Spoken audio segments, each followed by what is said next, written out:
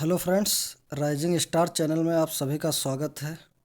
जैसा कि आपने पार्ट 1 और पार्ट 2 में देखा कि साइंस के मोस्ट इम्पॉर्टेंट 25 क्वेश्चन आपको कराए गए, वहीं से सभी को एग्ज़ाम्स में क्वेश्चन आपसे पूछे जाते हैं।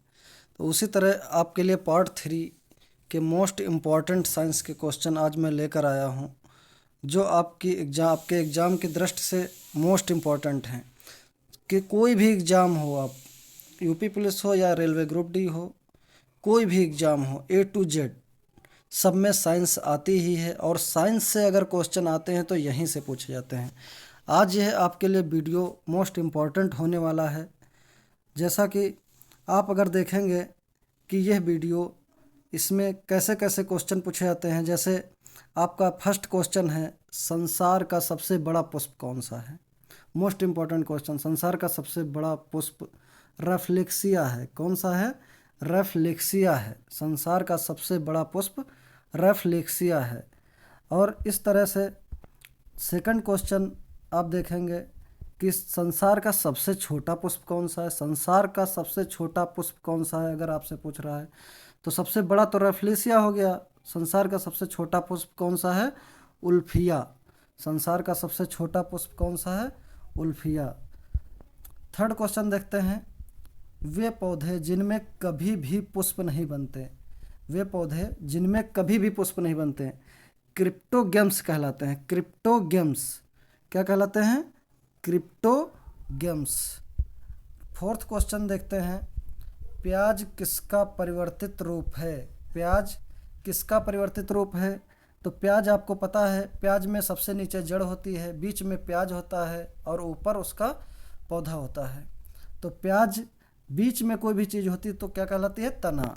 तो प्याज किसका परिवर्तित रूप है? तने का।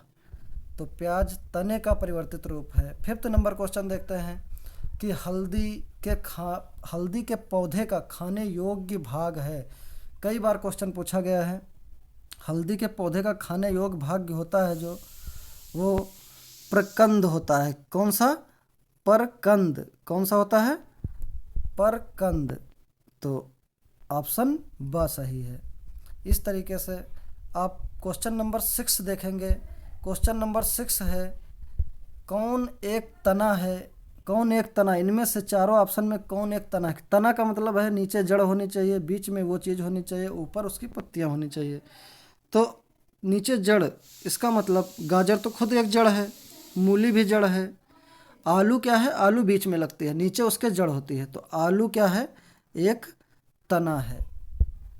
7 नंबर क्वेश्चन देखते हैं, मोस्ट इम्पॉर्टेंट क्वेश्चन, कई बार एग्जाम में आया हुआ है। आलू भूमिगत तना है जिसे कहा जाता है। तो बच्चों याद रखना, आलू को कंद कहा जाता है। याद रखना, मोस्ट इम्पॉर्टेंट क्वेश्चन है, आलू को क्या कहा जाता है? कंद। तो कौन सा ऑप्शन टिक करोगे आप? The number. 8 नंबर क्वेश्चन देखते हैं। 8 नंबर हमारा क्वेश्चन है, पेड़ में हमेशा रहता है। पेड़ में हमेशा क्या रहेगा? पेड़ में हमेशा पत्ती जरूरी नहीं, जड़ जरूरी है, कलियां जरूरी नहीं, टहनियाँ भी जरूरी नहीं।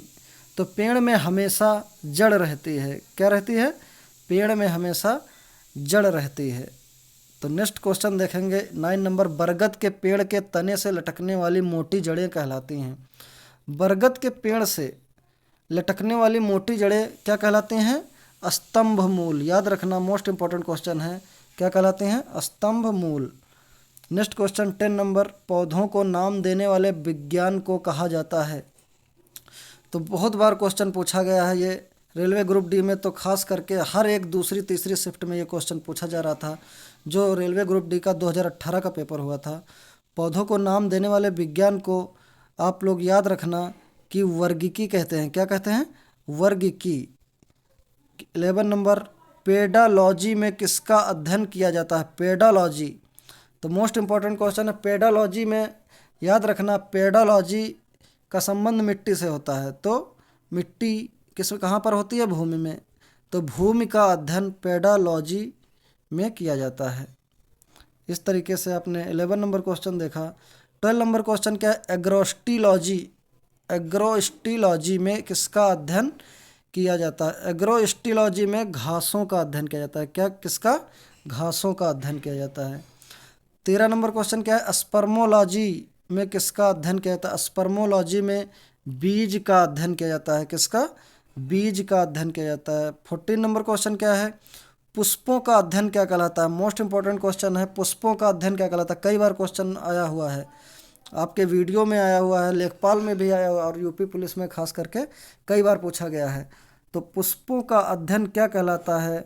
तो पुष्पों का अध्ययन ओलेरी कल्चर कहलाता है। क्या कहलाता है? ओलेरी कल्चर। 15 नंबर क्वेश्चन, डेंड्रोलॉजी का संबंध है, डेंड्रोलॉजी, डेंड्रोलॉजी का संबंध है झाड़ियों का। किसका? झाड़ियों का। तो द सही है। 16 नंबर क्वेश्चन क्या कहता है? पर्यावरण का अध्ययन की शाखा है। कितना सिंपल क्वेश्चन है। पर्यावरण सबको पता होगा लगभग। पर्यावरण का अध्ययन की शाखा है पारिस्थितिकी। क्या है? पारिस्थितिकी। 17 नंबर क्वेश्चन, फाइकोलॉजी में किसका अध्ययन किया जाता है? फाइकोलॉजी, कई बार क्वेश्चन पूछा गया है ये। फाइकोलॉजी में किसका अध्ययन किया जाता है? शैवाल का। किसका? शैवाल का। अगर माइकोलॉजी पूछता यहाँ पर, क्या? माइकोलॉजी, माइकोलॉजी किसका अध्ययन किया जाता है? कवक का। माइकोलॉजी में कवक का। 18 नंबर क्वेश्चन देखते हैं, बॉटनी शब्द की उत्पत्ति की भाषा है। बॉटनी, बॉटनी का मतलब है बॉटनी शब्द किस भाषा से लिया गया है? तो ये सारी आपकी भाषा है, फ्रेंच, लैटिन, ग्रीक, पुर्तगाली। तो बॉटनी शब्द किस भाषा से लिया गया है? ग्रीक भाषा। याद रखना, ग्रीक भाषा से बॉटनी शब्द लिया गया है। नेक्स्ट क्वेश्चन, वनस्पति विज्ञान के जनक कौन है? मोस्ट इम्पॉर्टेंट, सबसे ज़्यादा क्वेश्चन पूछा जाने वाला क्वेश्चन है कि वनस्पति विज्ञान के जनक कौन हैं? तो आप लोग याद रखना, वनस्पति विज्ञान के जनक थियोफ्रस्टस हैं। थियोफ्रस्टस। अगर यहीं पर पूछता कि जीव विज्ञान के जनक कौन हैं, तो जीव विज्ञान के जनक होते हैं अरस्तु। कौन होते हैं? अरस्तु। लास्ट नंबर क्वेश्चन देखिए, पृथक्करण का नियम किसने दिया था? इस टाइप के अगर क्वेश्चन आते हैं तो आप लोगों से इतनी जल्दी नहीं सही होते हैं। तो ऐसे क्वेश्चन मोस्ट इम्पॉर्टेंट क्वेश्चन होते हैं और आजकल यही सब क्वेश्चन पूछे जाते हैं। पृथक्करण का नियम किसने दिया था? तो याद रखना बच्चों, पृथक्करण का नियम मेंडल ने दिया था। किसने दिया था? पृथक्करण का नियम मेंडल ने दिया था। तो इस तरीके से आपने मोस्ट इम्पॉर्टेंट टॉप 20 क्वेश्चन आपने देखे। टॉप 20 क्वेश्चन ये सभी एग्ज़ाम की दृष्टि से मोस्ट इम्पॉर्टेंट थे और सभी लोग ईमानदारी से कमेंट सेक्शन में बताएंगे किसके कितने क्वेश्चन सही हुए, और जिसके भी 15 क्वेश्चन सही हो रहे हैं उसकी तैयारी बहुत अच्छी चल रही है। इसका मतलब उसकी तैयारी बहुत अच्छी चल रही है और इसी तरह से आप लोगों को तैयारी करते रहना है और कमेंट सेक्शन में ज़रूर जवाब देना है। अगर आपको क्वेश्चन पसंद आए हो या फिर पार्ट 4 का इंतज़ार कर रहे हो तो पार्ट 4 में कौन से क्वेश्चन रहेंगे आपके लिए, कितना इम्पोर्टेंट रहेंगे, ये चीज़ आप आने वाले वीडियो में देख पाएंगे। आने वाले वीडियो आपको तभी मिलेंगे जब आप इस चैनल को, मेरे द राइजिंग स्टार चैनल को लाइक और सब्सक्राइब करेंगे और बेल आइकन को दबाना नहीं भूलेंगे। बेल आइकन दबाने से आपको जैसे वीडियो अपलोड होगा वैसे ही आपको नोटिफिकेशन उसका मिल जाएगा। तब तक के लिए धन्यवाद।